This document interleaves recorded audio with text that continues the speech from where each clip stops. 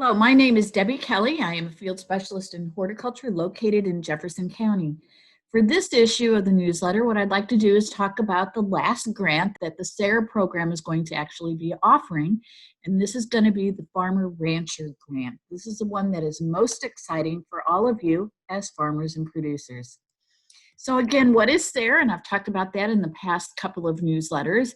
It's an agency within USDA that looks at sustainable agriculture research and education. Missouri is located in the North Central region. So when you compete with other farmers for the Farmer Rancher Grant, you're only competing with other farmers that are located in the 12 states in the North Central region. So what exactly is the Farmer Rancher Grant? This grant allows farmers to explore innovative, creative, you guys are so fabulous when you come up with creative ideas and solutions to production, marketing, labor, and other things that occur on the farm. When there's issues, you sit on those tractors or you're working in the fields and you actually come up with ideas of, I wonder if this might work. Those kinds of thoughts are what this grant will help you to actually have some funds for to be able to try to experiment on your farm.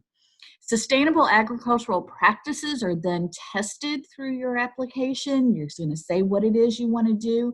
You can actually do the on-farm research specifically. You can do education to other farmers or education to your customers, our consumers, our folks that live in your general vicinity, in your community. You can do demonstrations and actually show people how things are done on the farm and educate them about being a farmer. And then results of your project need to be shared with other farmers so that they can learn from you and learn about your project that might help them in the future. At the bottom of this slide, you'll see that there's a web link, and that's where you can go to actually get the RFA, the referral for application, for the grant, for the Farmer Rancher Grant for the North Central region.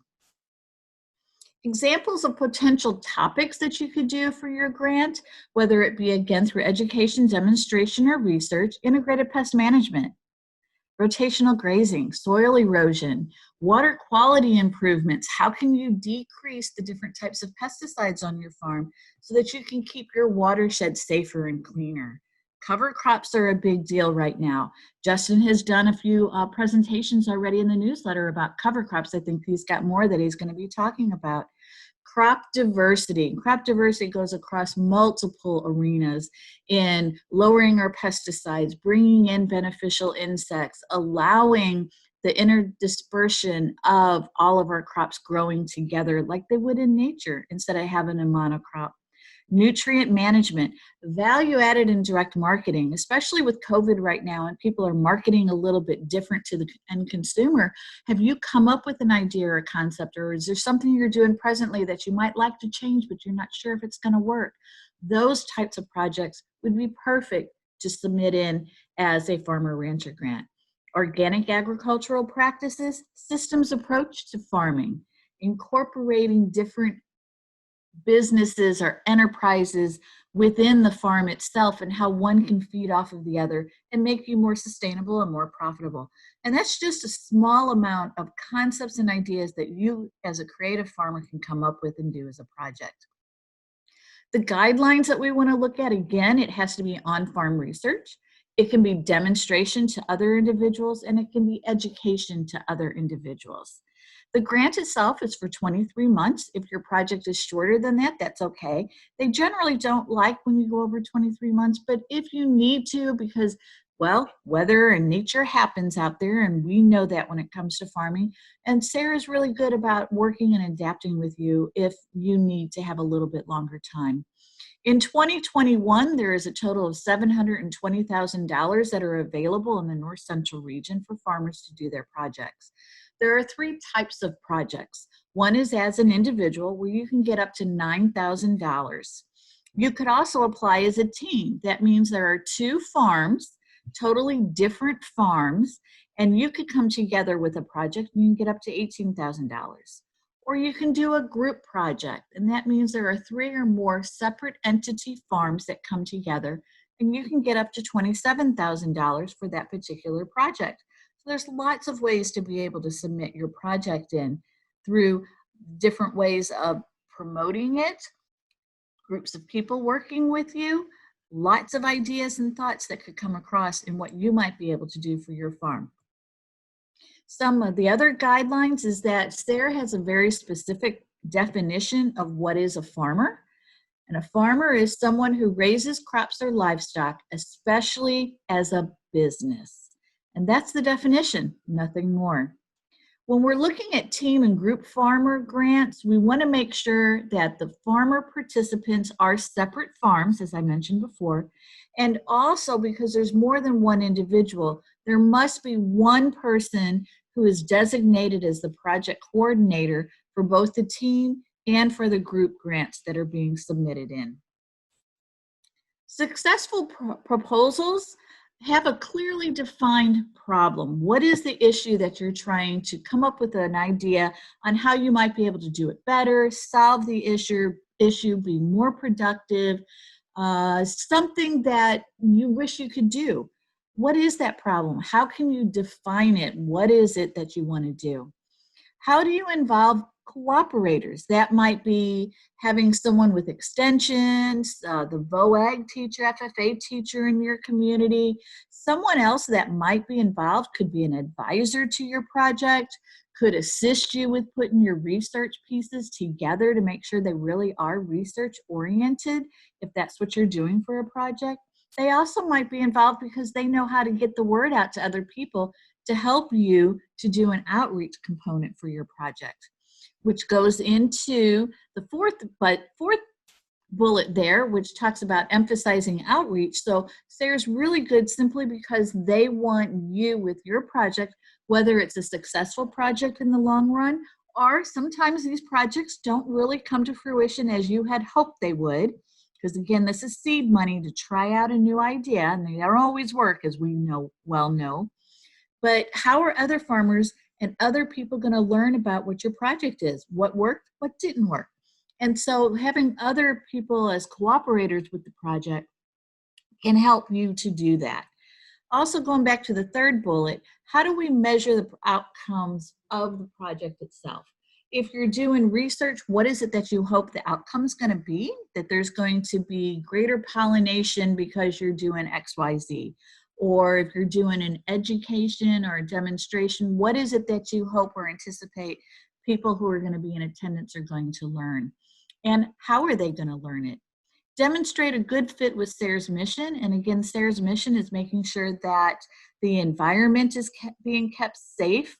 We're looking at the economics of the farm so that it can be sustainable. We're also looking at community, how well the community is involved with your farm or you with your community itself. The proposal sections and the proposals are all done online. If you don't have computer access and you need to do a hard typed up copy, that's perfectly fine. There's not a problem with that. But we're looking at the project proposal. Essentially the who, what, when, where, and why is what that project proposal is. And there's certain sections with questions that they would like for you to answer. They're also looking at the budget and what are those items that you're requesting.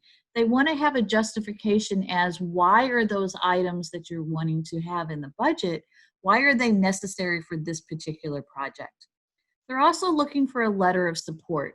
And again, that might come from someone with University of Missouri or Lincoln University Extension. Maybe you work with someone along in that line that could write a letter of support that knows you, that knows your farm, that knows the idea of what it is that you're trying to do. Could be the FFA teacher, could be someone at Soil and Water Conservation District, or someone that might be at the NRCS office. A letter of support, or it could be someone with perhaps maybe the Missouri Vegetable Growers Association. There's lots of ideas and people out there who could write that letter of support for you. If you're submitting a team or a group project, they do want to see that all of the folks that are involved with the project are confirmed and are going to be committed to this particular project. And so that needs to be in there as well. All the guidelines are out there on the website, and they can actually walk you through all of this. So how do they evaluate the proposals? They're looking at a number of different categories here. So they're looking at the project leader or the team, giving 10% to that as in the evaluation. Who is the leader? What kind of leader are you? Are you really well known in your community? Are you known at the farmer's market or at the restaurant for selling your products to them? Who are the team players, the other team members that are on the grant with you? The project design, that's 30%. It essentially is, what is the issue? What are the activities that you're going to do to try to overcome and solve that issue? And then how are you actually going to do an evaluation of that? And the evaluation is 15%.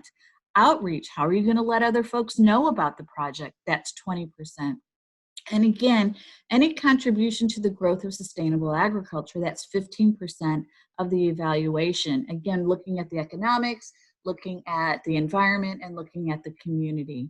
And then, is the budget appropriate for what you're asking for? Are you asking for things that really are necessary for that particular project? If you're asking for things beyond that project, they're probably going to ding you on some points when it comes to that. So make sure that your budget does fit appropriately for what you're wanting to do. So here are some things that you need to think about, that the budget is allowed for the North Central SARE Farmer Rancher grants. You can pay yourself and farmers a small salary for some of the time that you're spending on the project itself. Materials and supplies that you might need for your particular project, whether it be seed, fertilizer, you kind of name it, and those are supplies that you're going to use up during the project, and they might be able to be eligible for this. If you have to do any travel, for example, then they do reimburse your mileage for that, but you have to prove that that mileage is necessary as well. Other direct costs might be copies, communication, if you want to do ads, those different sorts of things to promote the project, to make copies to hand out to folks, that's all right. You're going to have a consultant or an advisor on the project and pay them a consulting fee. That's okay within a certain amount of reason as well. Equipment, permanent fencing, perennial seeds, and plants, some of that can be paid for. Up to 50% of the cost of those items that has to have a direct justification as why it's necessary for your particular project. Because equipment, permanent fencing, perennial seeds, and a lot of times plants, especially if we're looking at like fruit trees or blackberries, for example, those are going to last longer and be of benefit to you as a farmer beyond the timeline of the project. So SARE will pay for a portion of it, but they won't pay for all of it because you will reap the benefit after the project's completed. What is not allowed is, the funding is not for everyday farming expenses. It's not to start or to expand the farm that you're presently doing. Equipment that costs more than $5,000, they're not going to actually allow funding for that. Capital expenses, if you want to put in something that's going to be of benefit to the farm, such as water and some irrigation, permanent fencing, some of those sorts of things they may not allow at all. You can always call Joan Benjamin, who oversees the Farmer Rancher grants, and she's happy to talk about some of these budget items with you.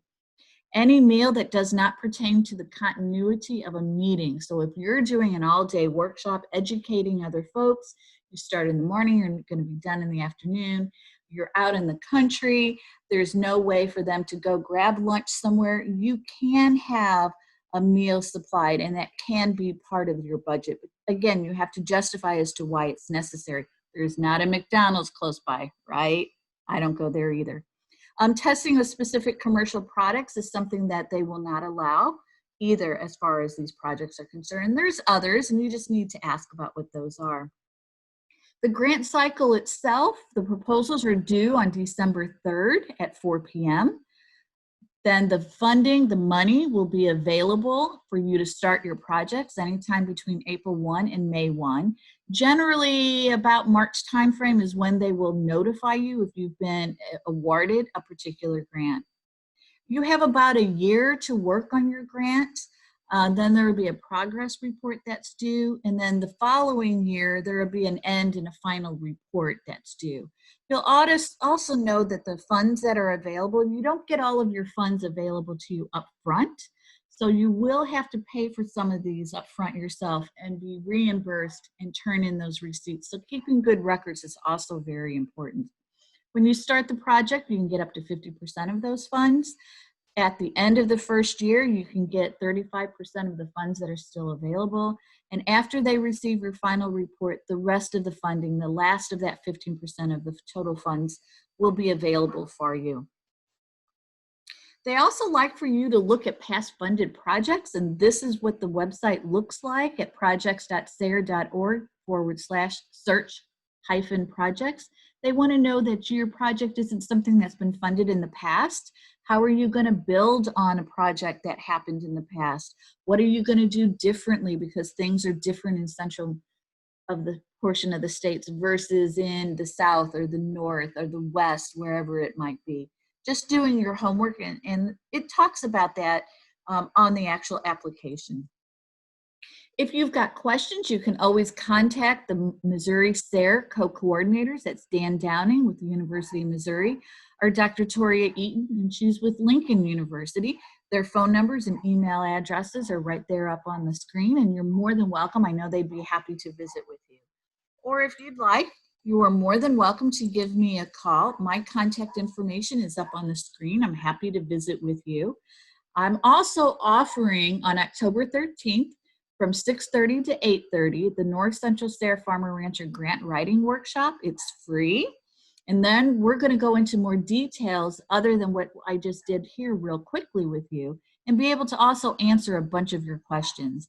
Miranda Dushak is with Lincoln University, and she's going to also be on this workshop with me. We're both presenting, and she's also on the advisory council for the North Central SARE. And we're really happy to be able to offer this workshop for you. And we also have Matt Laban and Lindsay. I apologize, I don't remember Lindsay's last name, but she's going to also be on as well as Matt. And they're going to talk about their experience with writing the grant and going through and having the funding and what their project is all about.